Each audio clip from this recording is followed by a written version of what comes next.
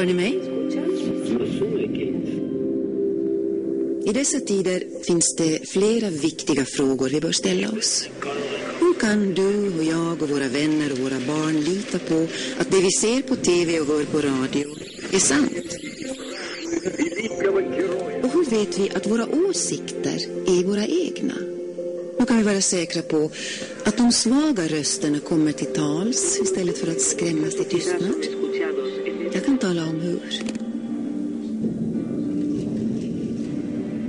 Det finns en människa vi kan tacka för allt detta.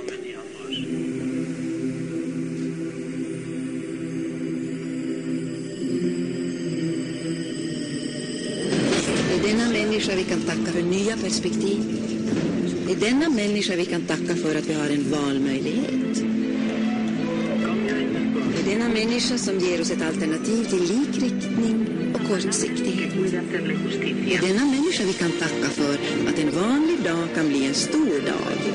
En dag då vi reser oss ur tv-soffan och säger: jag har ändrat uppfattning. Det finns bara ett ord som ger denna människa rättvisa. Hjälp.